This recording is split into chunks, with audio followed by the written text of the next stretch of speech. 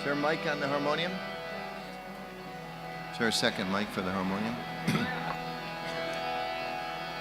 Ready?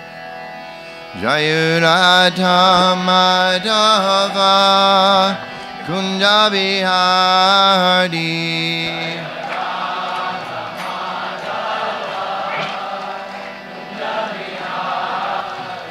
Jaya Radha Madhava Kunja Bihari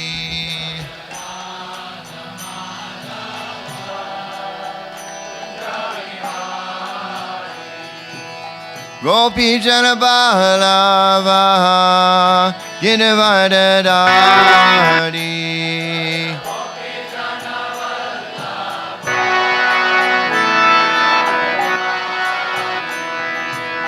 Gopi Jana Ballava Girivardhari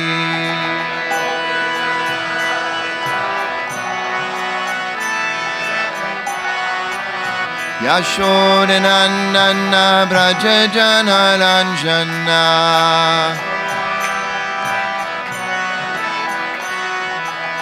Yashodanandana Brajajana Ranjana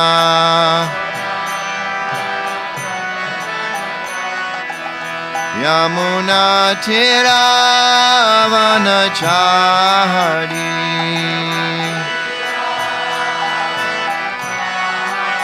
Yamuna Tiravanachari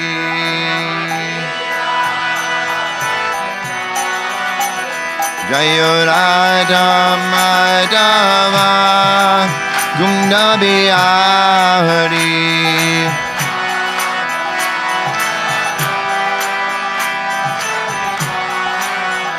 Jaya Radha Madhava Kunja Bihari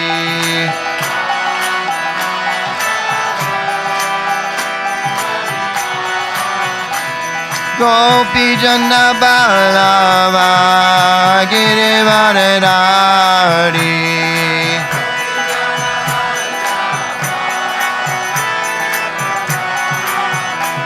Gopi Jana Ballava Girivardhari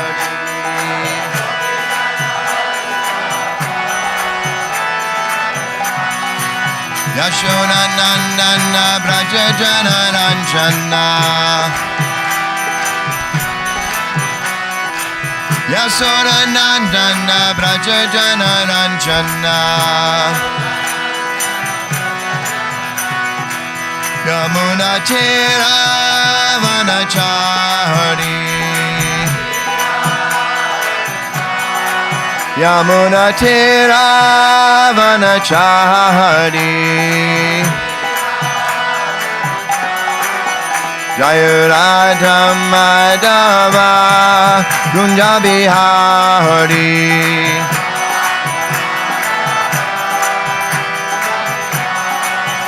Jaya Radha Madhava Kunja Bihari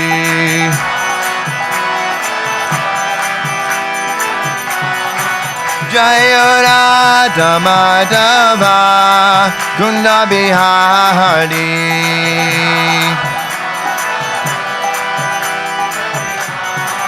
Jaya Radha Madhava Kunda Bihari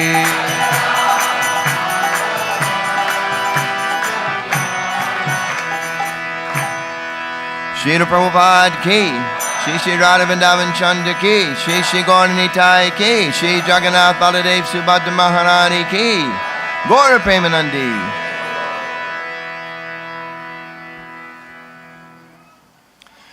Om Namo Bhagavate Vasudevaya. Om Namo Bhagavate Vasudevaya. Om Namo Bhagavate Vasudevaya.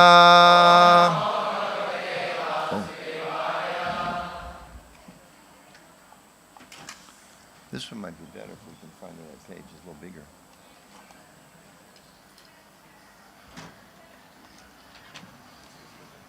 This is on? We don't need the fan. Prabhu, you have the book?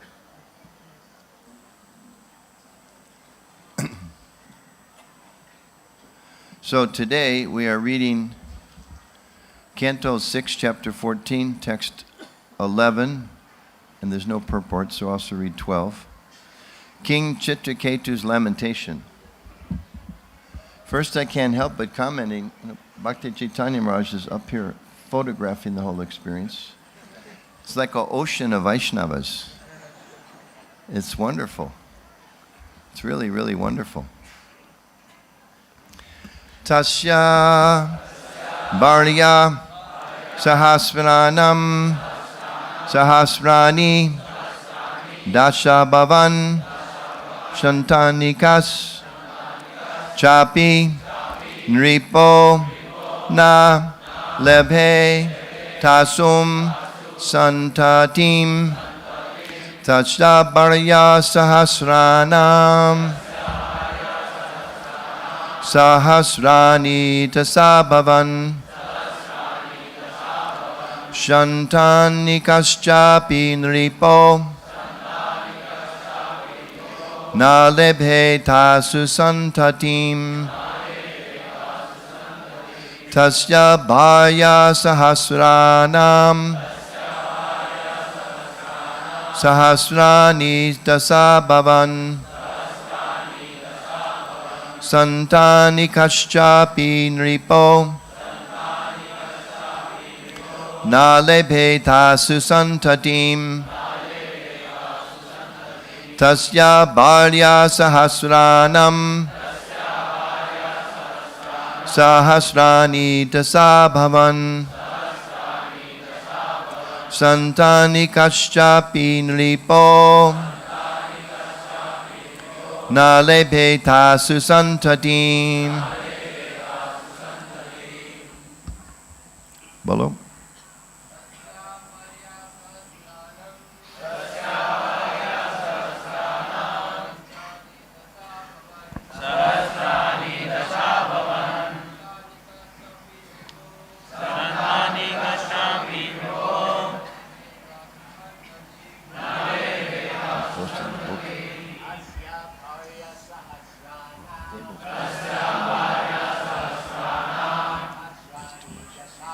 Could this come up? Possible?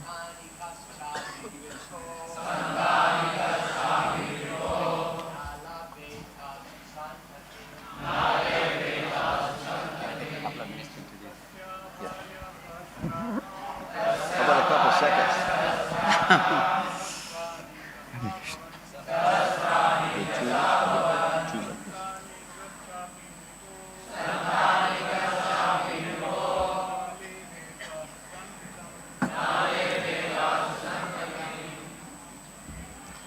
Vaishnavis?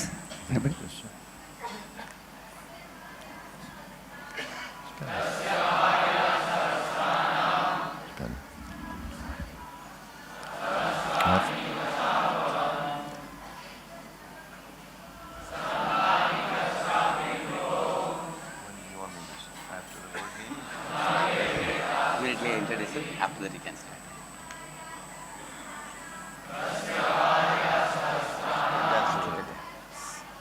I'm going to talk about you.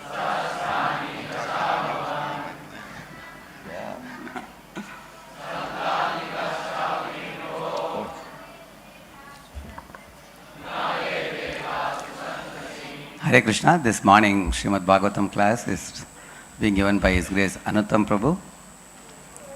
Anuttam Prabhu, he was as a student of Michigan State University, USA.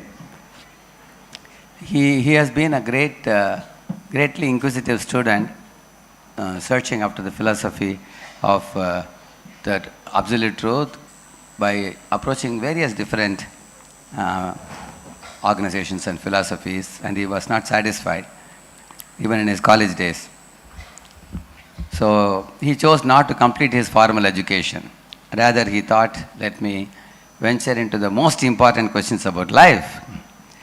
And after exploring all the various traditions, like from Zen Buddhism to Methodism, Finally, in Colorado, in 1975, he came across ISKCON ashram. Although he was initially apparently a skeptic, he vowed that after the first night staying at the temple, he decided that I wouldn't go back to things that I found unfulfilling before, and was determined to continue this path of Krishna consciousness unless he found a better path to God. And he never found any path better, therefore he stayed also. So he was initiated by Srila Prabhupada in 1976 in Vrindavan. And he began serving as a leader of BBT, book distribution, and later he became president of the Denver temple, the same Colorado ashram he had visited in 1975.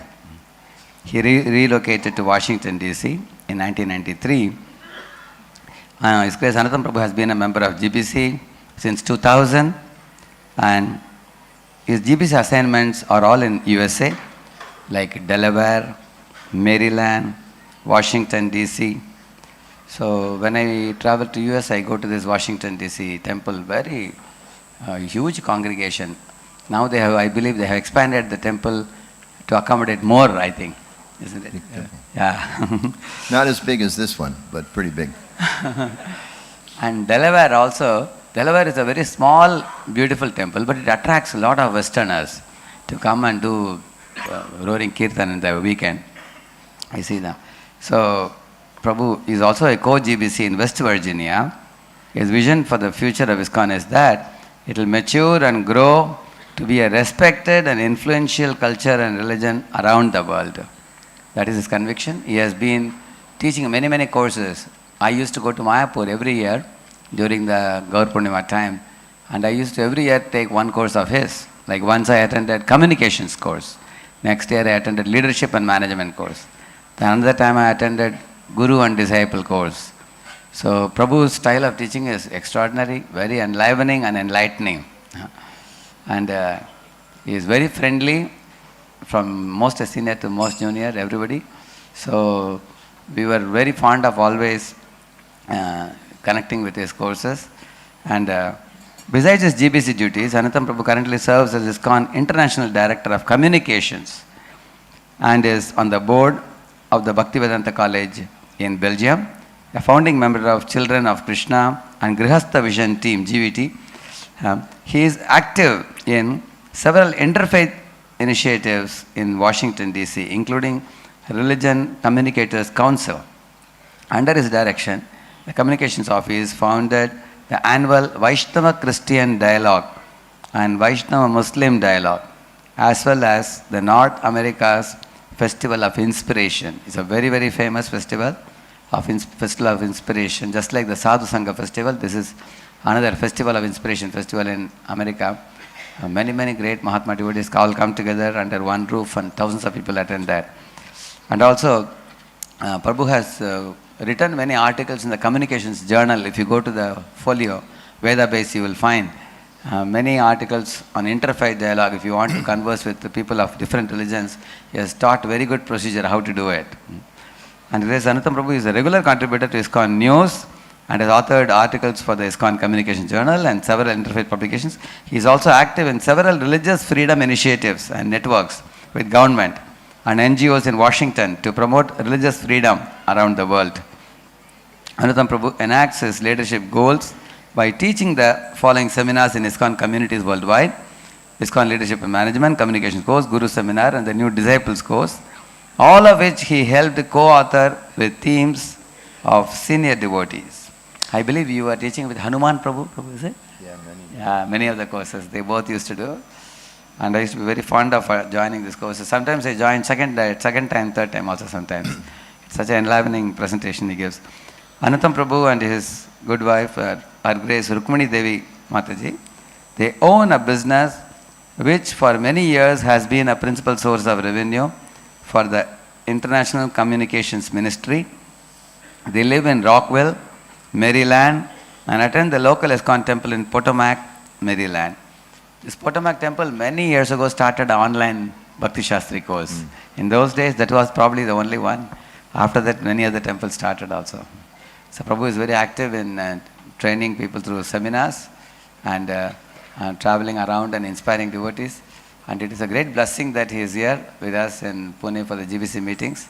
So let us welcome him to Shri Shri Radha Vandamachandra temple with one Hare Krishna mantra. Hare Krishna!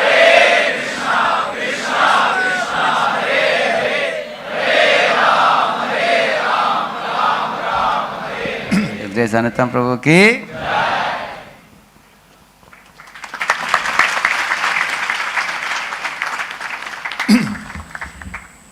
Radhesham Prabhu is such an expert manager. When you come here, you wonder if he has any flaw at all. So now I have found his flaw. He talks too much before class. But thank you for your kind words. So we have finished chanting the first verse, so we'll continue with the word for word. Tasya, of him, King Chitraketu. Bharya, of wives. Sahasranam, of thousands. Sahasrani, thousands. Dasha, 10. Abhavan, there were. Shantannikaha, quite capable of begetting sons. Cha, and. Api, although. Nripa, the king. Na, not. Lebhe, aimed. Tasu, in them. Shantatim, a son.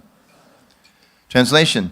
This Chitraketu had 10 million wives, but although he was capable of producing children, he did not receive a child from any of them. By chance, all of the wives were barren. Please repeat. This Chitraketu had 10 million wives, but although he was capable of producing children,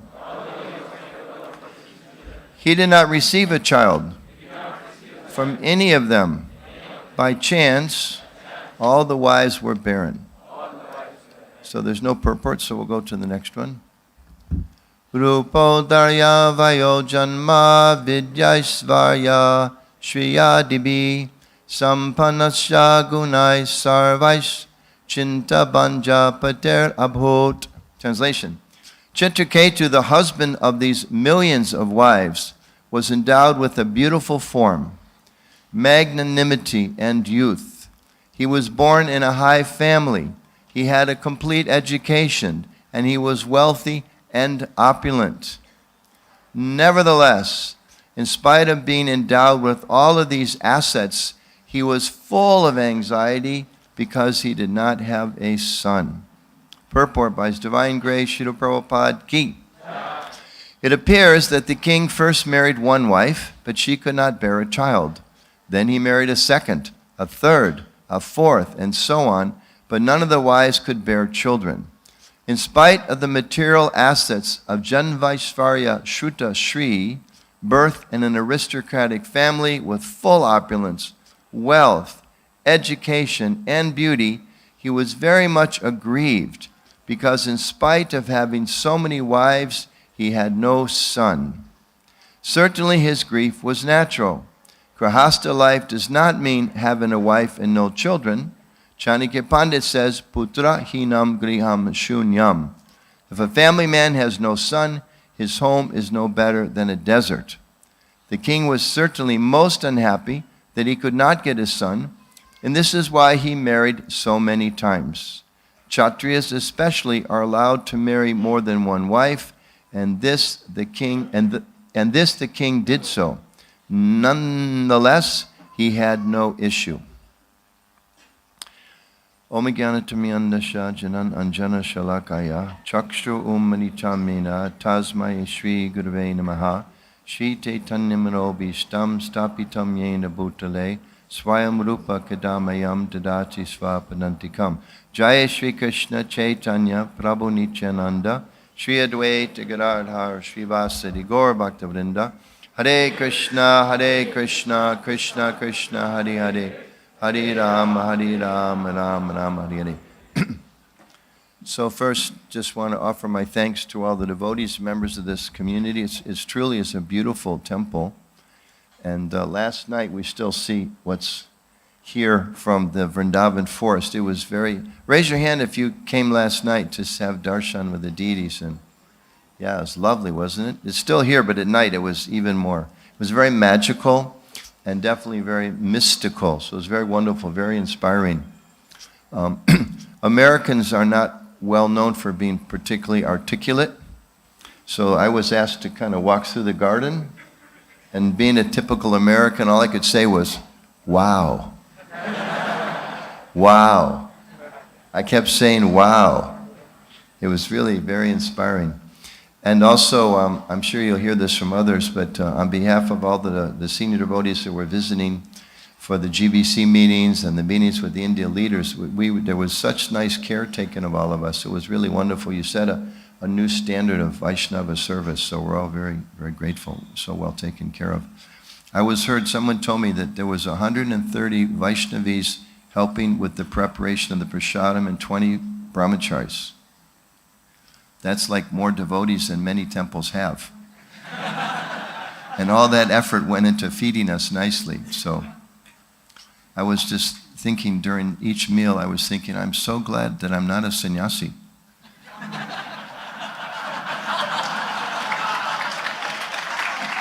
So fortunate.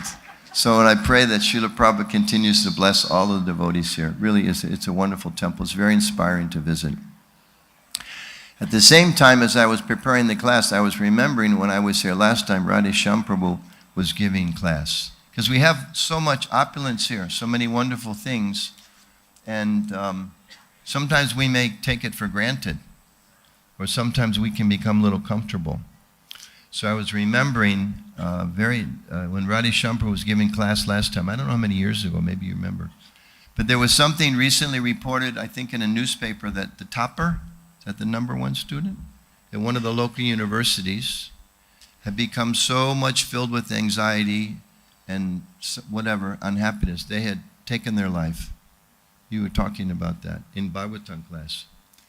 And then it was heart-wrenching, but also so profoundly demonstrative of the Vaishnava mentality.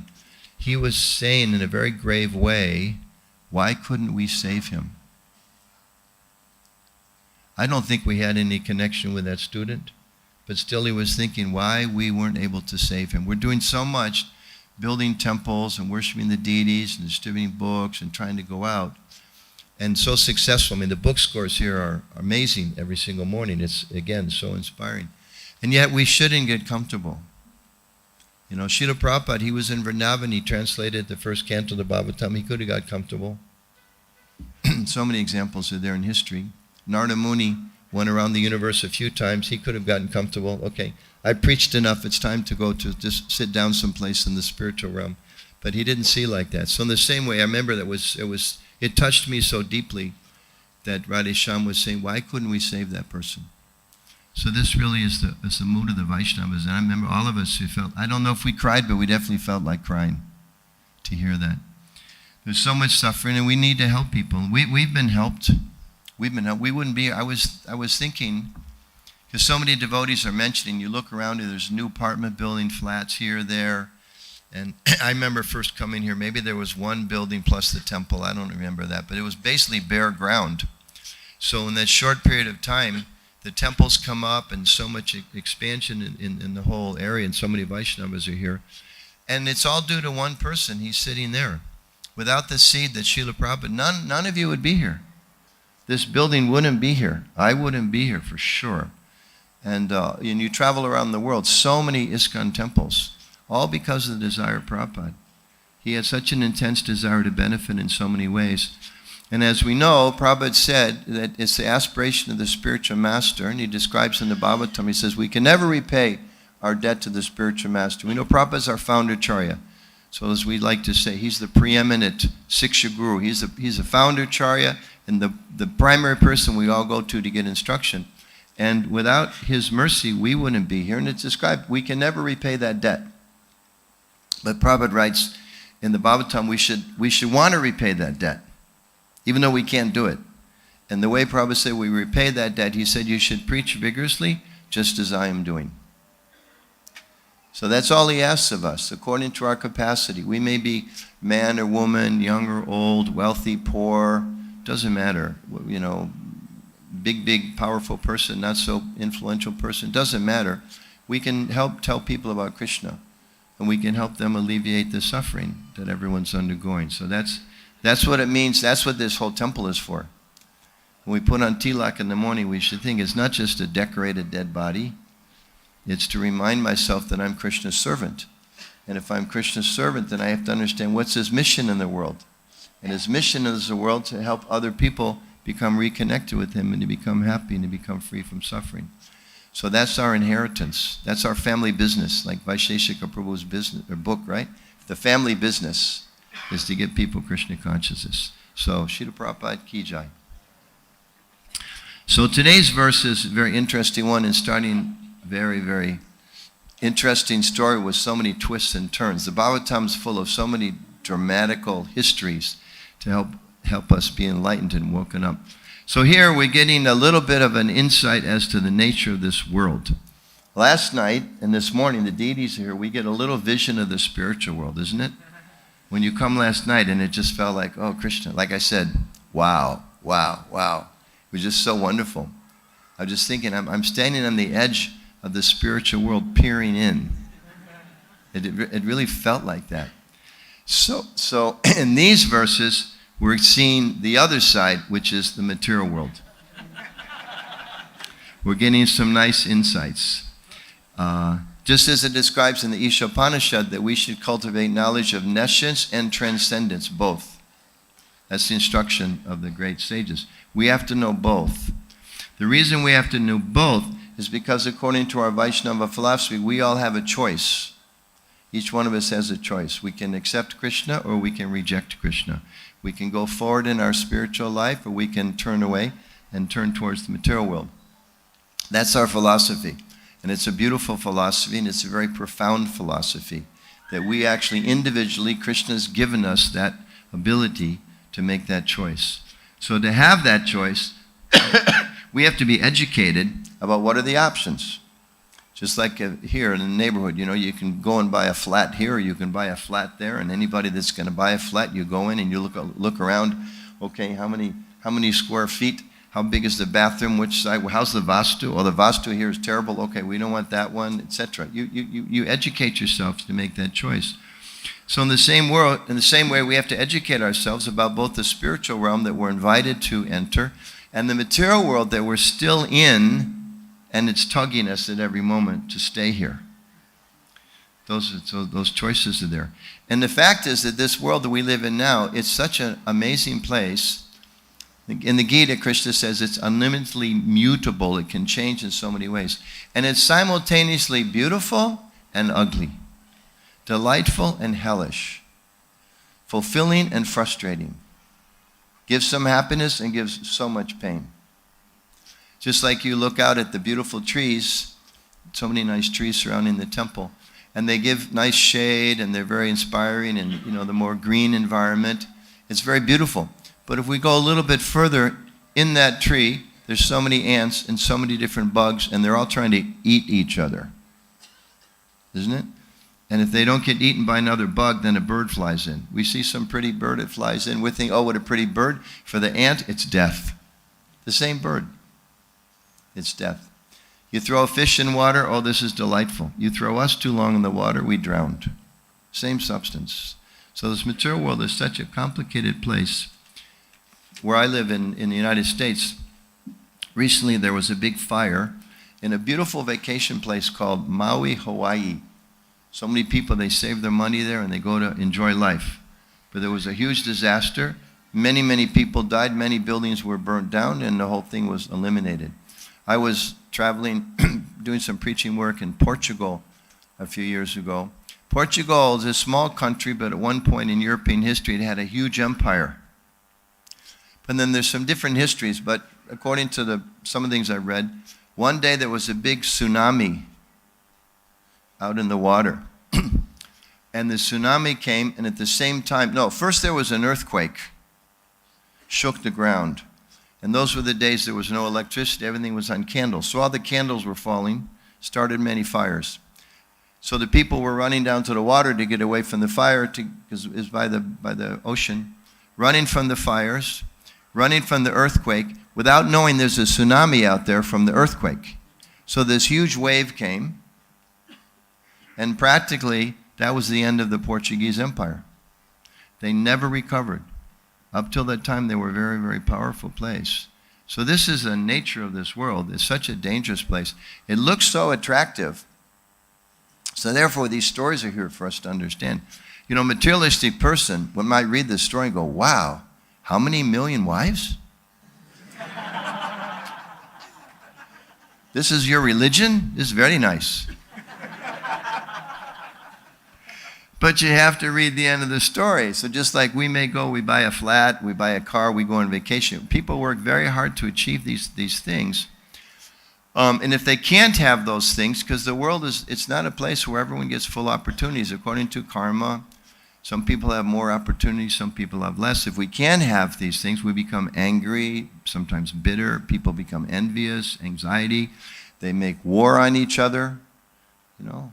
Like I know this story of Portugal, they were friends with England, so when they had this crisis, it was like the first global rescue effort, and England sent a bunch of people to help, and Spain was like, oh, finally they got crushed, because they were rivals. So the nature of this world, envy and anxiety, so many problems are there. And our mind is often thinking, well, why is he richer? Why did he get first in the class? I should have gotten first. The teacher must have liked him better than me. Why did the boss give him a promotion? Why did he get a bigger desk? I got a smaller desk. Why is she prettier? Why does she have more saris? Why are their children doing better in school than mine? In so many ways, the mind's disturbing us. So here, this history of Chitraketu is there to remind each of us, to help each of us to see the reality of this world and to understand the basic fact. This is not our home.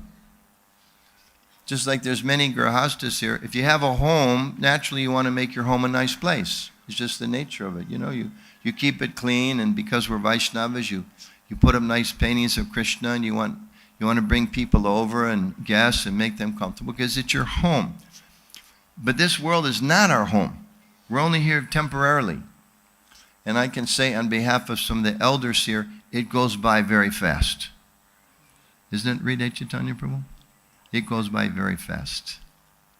You blink, and it's like, oh my goodness, I thought I was 20, and it's gone. So those of you that are 20, don't think it's going to last a long time. And those of you that are 30, don't think you're still young but more smart. And those of you that are 40, don't think I'm still young but more successful. And those of you that are 50, don't think, oh, there's still lots of time. Don't think like that. We don't have much time. We have to use it properly. So we can see in this story of Chitraketu, described in the verse, he was youthful, he had great parentage, he was highly educated, he was the king of the earth, the whole world is described. He was the king, he ruled the earth, he had millions of wives, and he was completely unhappy. So we have to let that soak in. And we know it's going to get worse. It's going to get worse. But he wasn't happy. Why wasn't he happy? Because in his mind he's thinking, I just need one more thing. Some people are thinking, oh, if I was only the king. Well, I'm the king, but I'm not happy. Some people are thinking, oh, if I only had, better family, if I was born in a more illustrious family. He had that, wasn't happy. Oh, if I was only more handsome. He was handsome, wasn't happy. If I only had a little more wealth. He had so much wealth, wasn't happy. But he just needs one more thing. And we know when he gets that one more thing, what happens? Then he really suffers. That's why it's a beautiful world. And it's a beautiful world ultimately because we can connect with Krishna.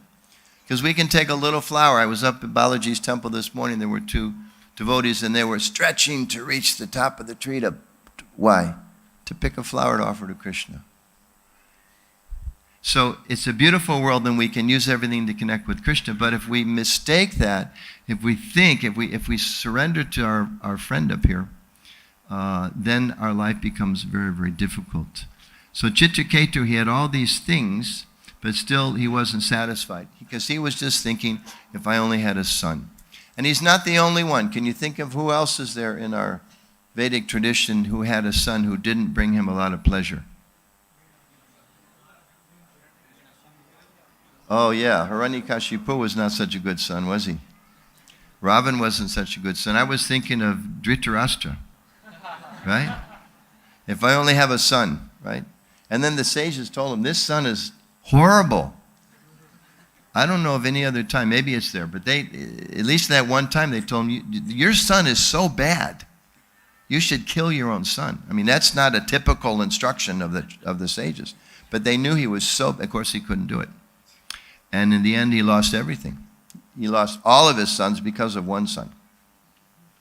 So this idea, if I just get a son, then actually everything will be satisfied. In the Gita, the Bhagavad Gita explains this very nicely. Krishna puts everything in proper perspective. And we see this around us, and we see this in our own life. The Gita, Krishna explains this lust or the desire for material things, it burns like fire. Right? You touch fire. We've all touched fire. We've gotten too close. And it burns, and it hurts, and it's very, very painful. It burns like fire, but not only that, what else? Never satisfied. Never satisfied. Radhe Shah mentioned I took a religion class in high school. I was not religious. I didn't like religion. I really did not like religious people. I didn't want anything to do with it, but I took a class. I took the religion class because my friends were in that class, and I wanted to be with my friends. And I remember we were studying a little bit about Buddhism, and Lord Buddha taught, no matter how much you have, you'll always want more. And nobody in my history class taught that. Nobody in math class taught that. Nobody in English class. Nobody in French. Nobody taught that. But then when I heard that, I was like, yeah, just the whole world is like that. They're just running after so many things. No matter what they get, they're not satisfied. So,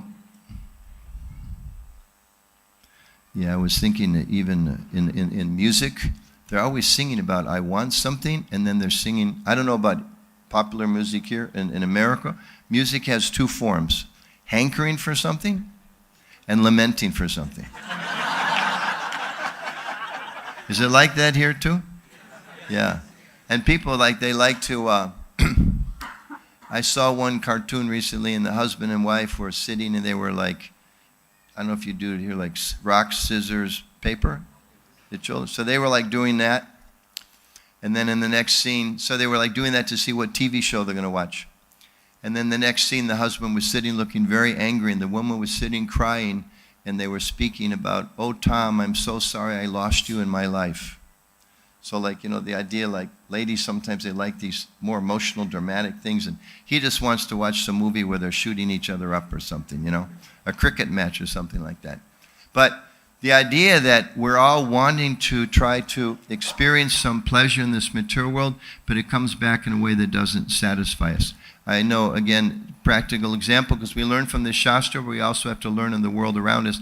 I live in a country where there's a person, no opinion on their particular perspective on politics, there's a person who was the president of the country who's had 3 wives, who's perhaps one of the most famous, richest men in the whole world, totally unsatisfied. Wants it all again. He wasn't happy when he had it, he wants to have it again. So we can see from the smallest to the biggest, we see so many famous people. In India, I'm sure, same in Western countries now, north, south. People have many wives, one after another, they're not satisfied. Or some starlet has many husbands, one after another, they're not satisfied. People get a big house, they're not satisfied. They become famous, they're not satisfied. It doesn't satisfy, and it's temporary. So therefore the Bhagavatam says, and this is such a nice example we all should remember, the Bhagavatam says to the extent we are allowing ourselves to pursue these materialistic things to be happy, we're like the intelligence of an animal. It's heavy. We're just like animals. And the example is given of the deer who wanders to the edge of the desert, looks off in the distance, and thinks it sees water in the desert. An intelligent person, if a person thinks there's no water, there's the desert, turn around and go look in the forest, don't look in the desert. But the animal, the deer, doesn't have sufficient intelligence. So he sees the mirage and he runs after the mirage. And then he gets there, or she, and there's no water. But then he looks further, there's more water, more water, more water. So Chitraketu, 1 wife, no. 2 wives, no. 3 wives, no. 4 wives, no. It says millions of wives. He was very determined. Better he gave up after 4 or 5. But he was very determined. And it's described that our life is like that if we're not intelligent. So therefore, then in the Gita again, Krishna says, an intelligent person does not take part, such a beautiful verse, an intelligent person does not take part in the sources of misery, which are due to contact with the material senses. And then he says, such pleasures have a beginning and an end, and though the wise person does not take part in them. So in the same verse, he says it's misery and it's pleasure. So it's like this world. It's hellish and it's heavenly, according to the consciousness. So pursuing these things that seem to bring happiness, but they actually bring misery. And we see this all around the world. Like in this day and age, it's such an addictive culture, isn't it? Like you drive down the street now in so many countries in India, there's big billboards, right? Buy this, do this. And people become very addicted to so many things, like liquor. People become addicted to liquor. They're thinking it's going to make them happy. There was a little bit of progress I noticed in Calcutta this time when I flew in the airport. A few years ago, there was a big store selling only whiskey. And they went out of business. So I was thinking, oh, this is a good sign. There's still hope, They came in, they thought we're going to sell so much whiskey to people landing in Calcutta, liquor. But it went out of business. There wasn't enough customers, so that's a good thing. So people, they get addicted to liquor, they get addicted to gambling, they get addicted to, they talk about sex addiction, drug addiction. It's interesting. We say regulate sex, we say don't take drugs, we say don't, all the addictive things that people are pursuing, we say no, don't waste your time with those things. And then smoking, and I was remembering Prabhupada commented how crazy the materialistic world is. People in the West, they smoke, one of the popular brands of cigarettes is called Cool. Prabhupada thought that was very funny. They're breathing fire, but they're calling it cool. So in this way, that the mind again tricks us in so many ways. So people become addicted to things that they can't give up, at the same time it's killing them. The fact is, it's killing them.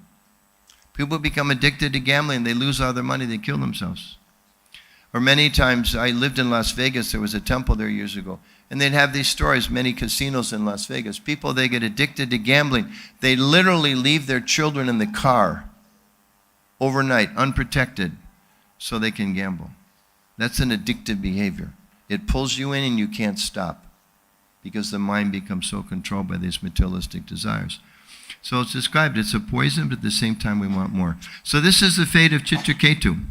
And this is the fate of all the conditioned souls, wandering up and down. Krishna says from the topmost planet in the material world down to the lowest.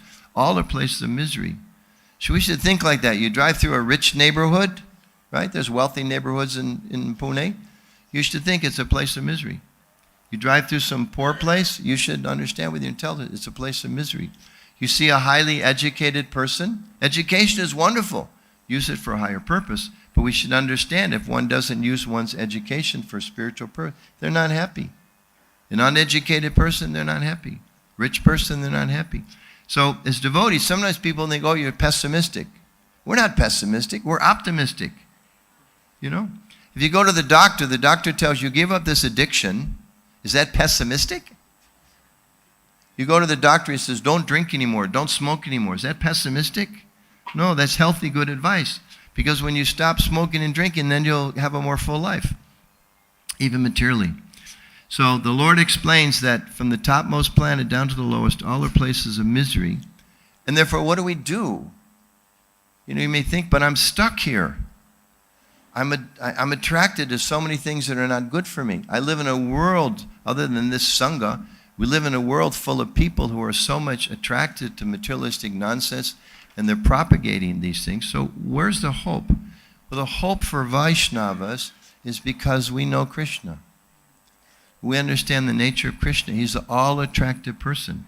Prabhupada writes, I believe in Krishna book, he says, of all the Lord's qualities, his mercy is the most important. His most important quality. So Krishna says in Bhagavad Gita, he comes again and again to give us an opportunity to get out of this material world. And not only that, when things get really bad, what's he do? When things get really, really bad, what's he do? He comes as Lord Chaitanya. And he says, okay, you don't have to do anything else. Just chant, Hare Krishna, Krishna Krishna, Hare Hare, Hare Rama, Rama Rama, Hare Hare. And then when things got even worse, then he sent Srila Prabhupada, who said, just chant Hare Krishna, Krishna Krishna, Hare Hare, Hare Rama, Rama Hare Hare. There's a video I would encourage everyone to watch if you haven't seen it. There was a 50th anniversary event at Harvard University in America a few years ago, and you can look on Google, it's there. If you type in ISKCON 50th anniversary, Harvard, you'll come up, 15-minute video. And in that video, there's one scholar, Thomas Hopkins, who met Srila Prabhupada, and he explained in the keynote event, his keynote speech to start this event at Harvard University, he said, you know, as a historian of religion, we look for comparisons. So if we're going to talk about Bhaktivedanta Swami Prabhupada, I need to look for comparisons. He's a professor. He's passed away recently. But he said, if I were to look for comparisons in the history of the world, there's only two people who compare to Srila Prabhupada. Only two.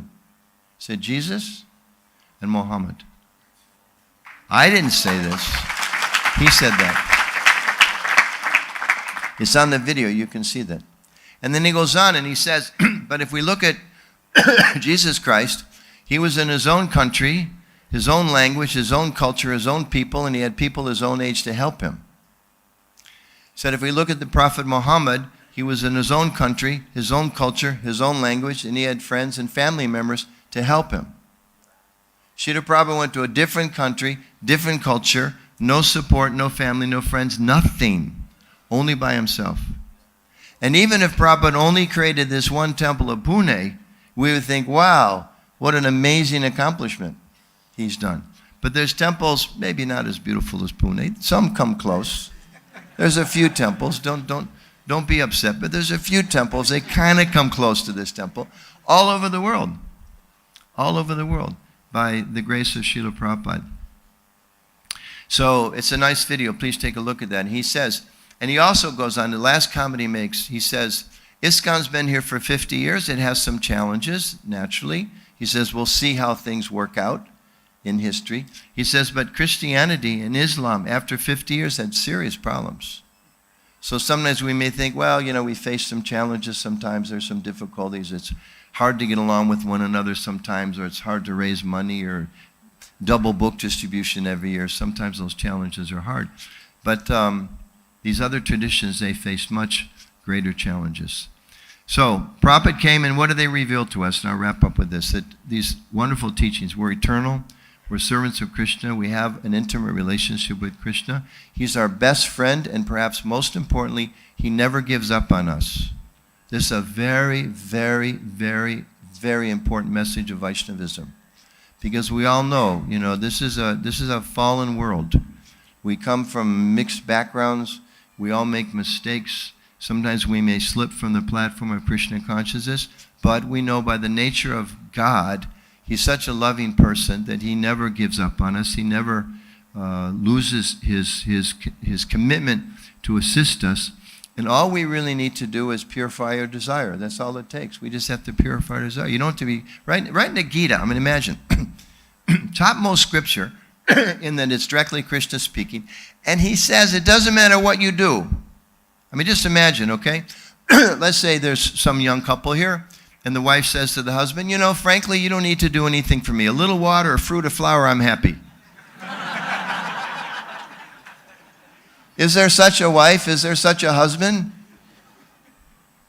I don't think so. If there is, all the brahmacharis should get married. But I don't think there is. Isn't it? We're such little insignificant people, and we say, no, I want something out of the relationship. But God, the supreme controller, the big person, most beautiful, most knowledgeable, most everything, he says, just give me a fruit, a flower, a leaf, or water, I'm happy. So that's the nature of Krishna. It's the nature of God who we worship. We're so fortunate. All we have to do is desire it. And there's one lecture I heard, one snippet that I find the most inspiring, where Prabhu was explaining, he said, if you just chant Hare Krishna sincerely, everything will come. And then he paused for a minute. And I think even when I heard that, I thought, sincerely, that's tough. You know, it's not so easy to be sincere. Prabhupada paused. He said, if you just chant Hare Krishna sincerely, Everything will come. You'll be completely successful. And then he paused. He said, what sincerely? He said, you just chant Hare Krishna and sincerity will come.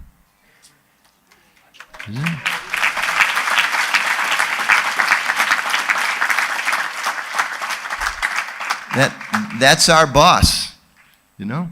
That's our Lord. That's our spiritual master. That's our parampara. That's our understanding of God. If we just make some little endeavor, and Prabhupada said, Krishna says, you take one step towards him, he takes 10 towards up. So we just keep trying, and Krishna will help us. The mind will always be trying to trick us, like Chitraketu. We have such wonderful stories to teach us. If we just continue to try, we chant, we associate with devotees, render service as best we can, as fully as we possibly can with our mind, our body, and words. And just end with this last thought. Because we're a community. And community means we know, we've seen. I remember when I first became a devotee, I was thinking I was 20. So when you're 20, like 1 year is a long time, right? When you're my age, 1 year is a flash. But I was 20 and I learned a little bit. I was kind of calculating. I thought, yeah, I can probably take sannyas by 24. This is what Lord Chaitanya did. I can probably do that.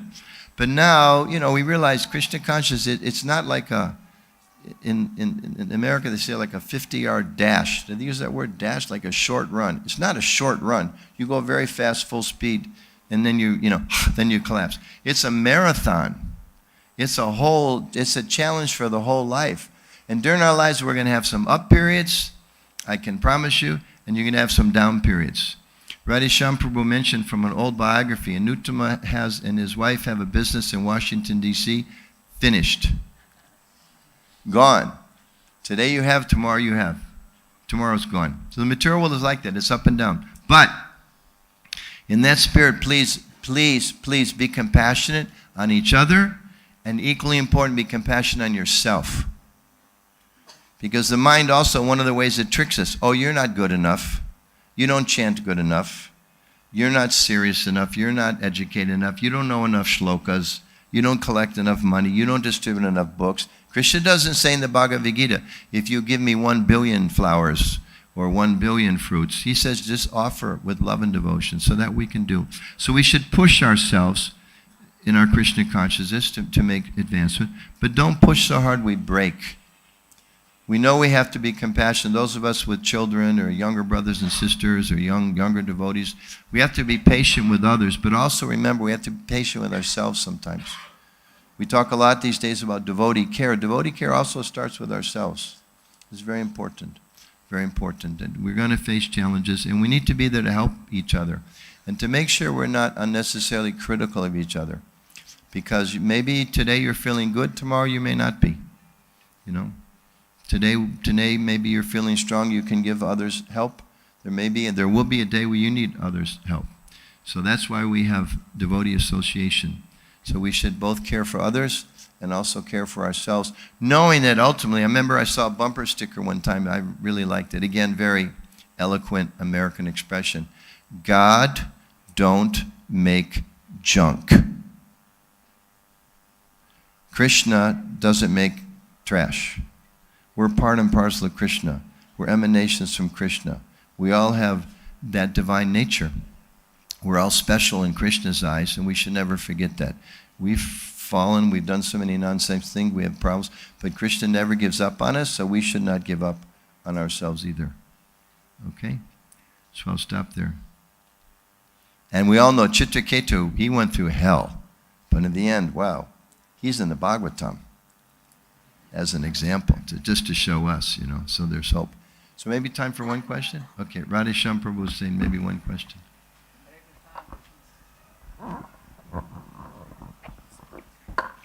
Hare Krishna, Prabhu. Thank you for your wonderful lecture.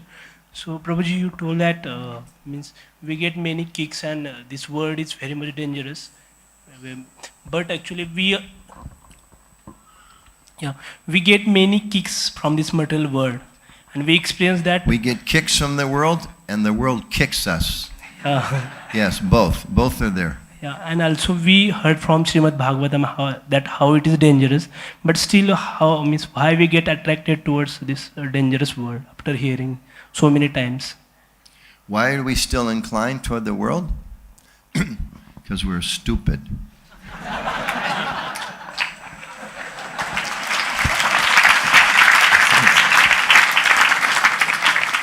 I mean, that's the first instruction Krishna gave Arjuna, isn't it? Arjuna had, I have this argument, so many things, and Krishna said, Arjuna, you're speaking learned words, but they're not worthy, you know? They're not worthy. And Prabhupada had many, many lectures. Krishna doesn't use the exact words, but Prabhupada many lectures says, Krishna's saying, Arjuna, you're a fool. You're speaking like a learned man, but you're not. So that's a big part of it. You know, we're foolish. And it's bad habits, bad association. So we have to change. You know, when people first come to Krishna consciousness, what do we tell them? We tell them, you know, go home and throw away all your nonsense pictures and put pictures of Krishna. Go home and turn your alarm clock to not get up at 11 o'clock in the morning, get up at 5 o'clock in the morning. Slowly, slowly change. Come to the temple on a regular basis. You know, learn how to, you know, only eat prasadam. And if you're living on your own, learn how to cook, you know, how to offer everything for Krishna. So slowly, slowly, slowly, because it's our nature. This is, again, an essential point of our Vaishnava philosophy. We are Krishna conscious. We are Krishna's devotees. We are connected to Krishna. We just forgot. So we just have to remember. Remember, right? Remember, and the one word of member means to bring together. So to re-bring together. We're bringing together. Okay? So we may be stupid today, but we're not stupid eternally. It's just a short-term mistake. Is that okay? Okay. Thank you so much for the class, Prabhuji. When we see the life of Chitraketu, just to understand 10 billion wives, so... this is not a question a brahmachari should ask.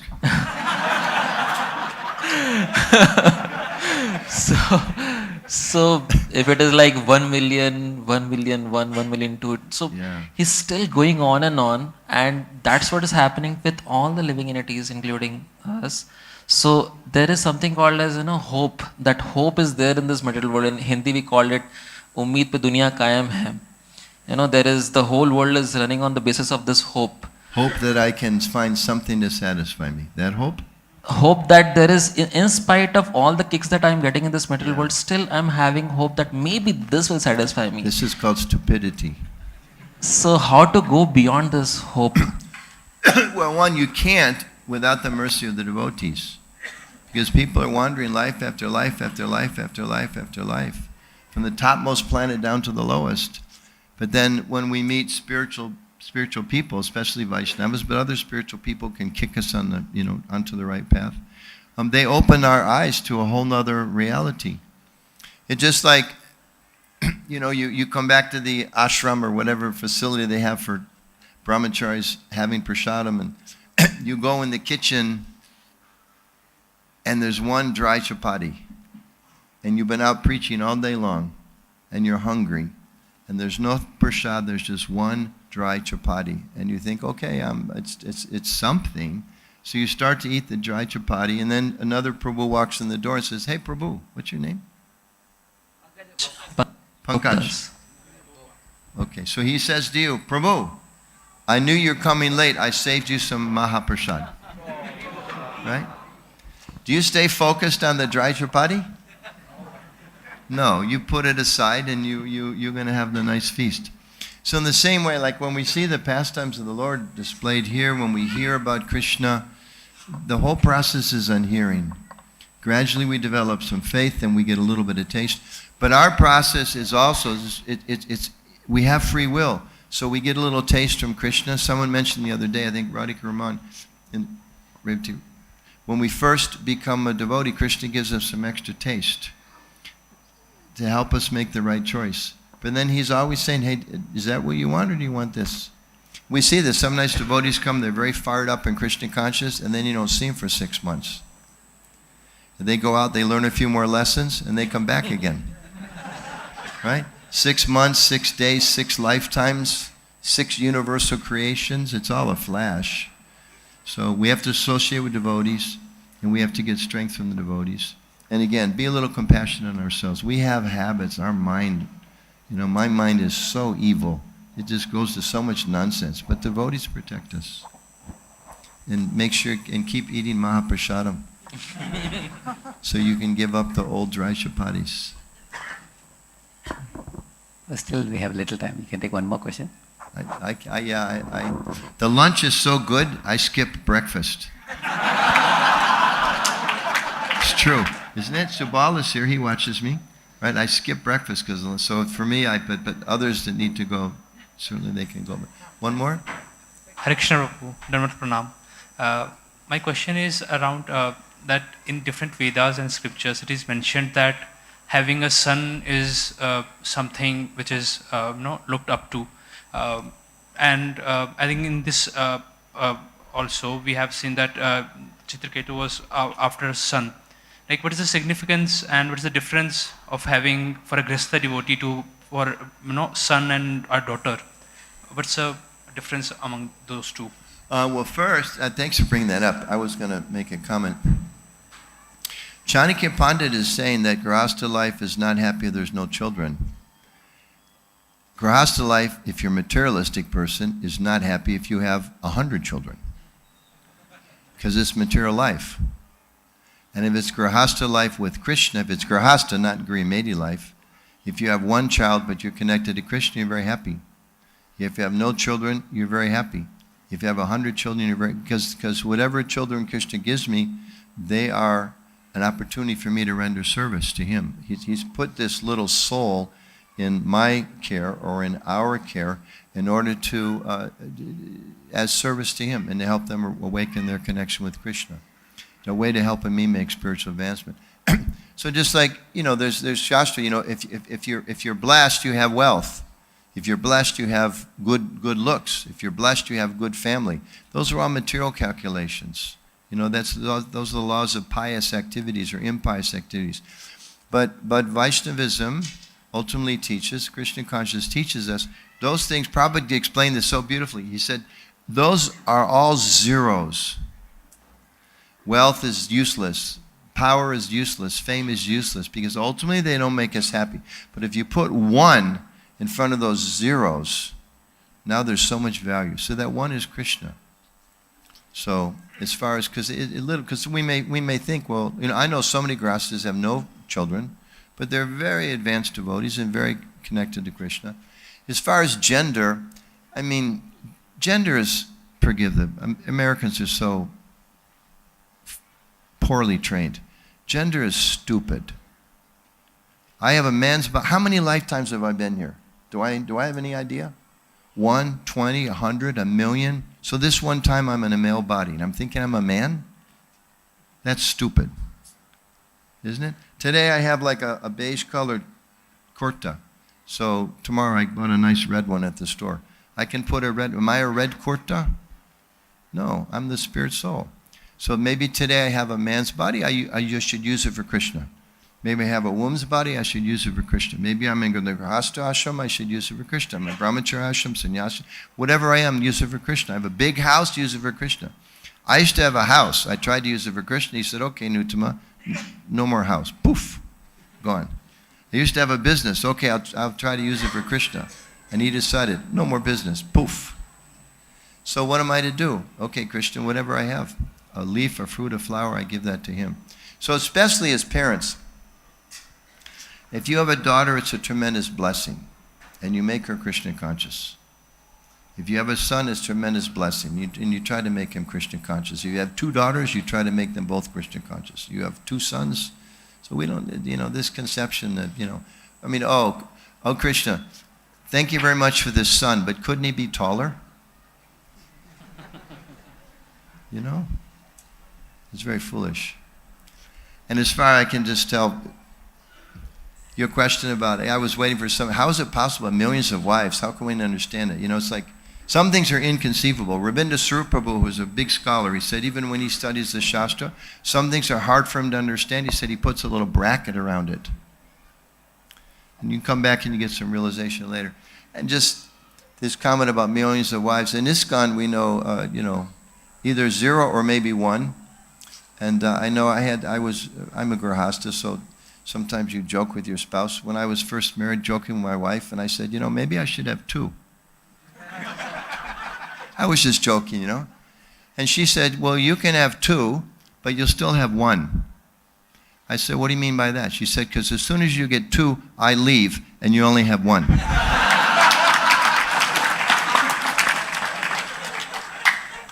So whether it's millions or none or one, the secret is do it for Krishna.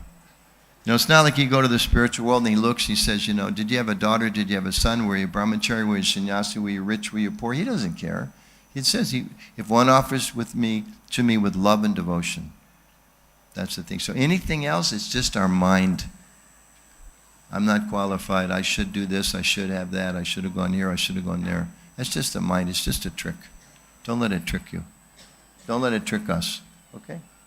Thank you. Thank you very much. It's a real pleasure to be with you. Hare Krishna. So it was.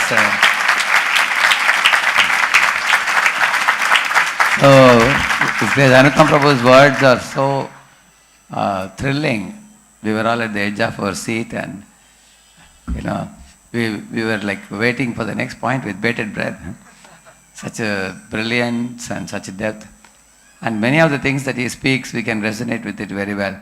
Yesterday we were sitting in the night in front of this darshan. I had the same feeling what Prabhu said. You feel like you are at the edge of the spiritual world. And then he said, when you turn, like a deer is turning around, instead of looking at the forest, deer is looking at the desert. It can run any far. It will never be happy. That's like the material world. Very, very wonderful it was. And the Portugal example was very striking. And how this world is fulfilling and frustrating, how this world is heavenly and hellish. So, with such amazing realizations. I remember one class I heard from him probably 10 years ago. He said once he was coming out of a room and he hit his thumb at the entrance and it started bleeding because the nail came out. And he said it was so painful. All the attention of the body went to that one small portion of the body. He said how in this world we become completely focused on our pains in this world and then we forget the ultimate goal of life. So in this way Prabhuji gives very striking examples which you will never forget for your life. I heard it 10 years ago, still I remember. Similarly today also plenty of little examples we can relate with. And thank you Anuttam Prabhu for such an enlightening lecture. Thank you. I want to invite Sarvalakshan Prabhu to announce one very important program today evening. Sarvalakshan Prabhu. हरे कृष्ण हरे कृष्ण। आज शाम को his holiness Gopal Krishna Goswami महाराज के द्वारा हमारा marathon का inauguration programme होगा।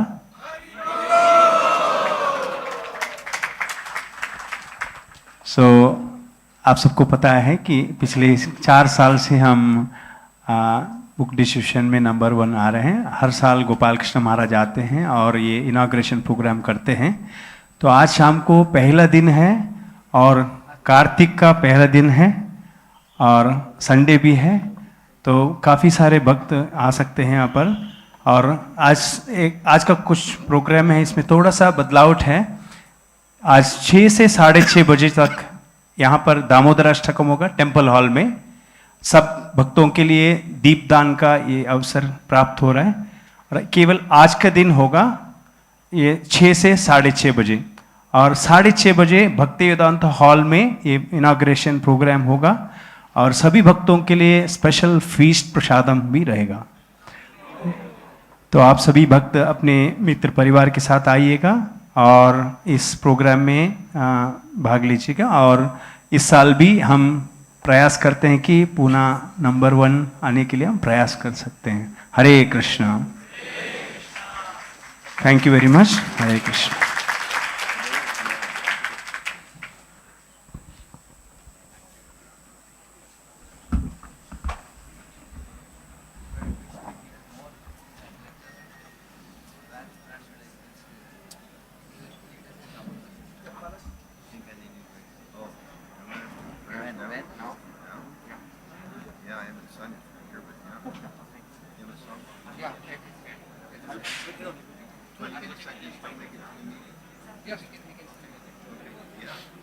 That'd be wonderful.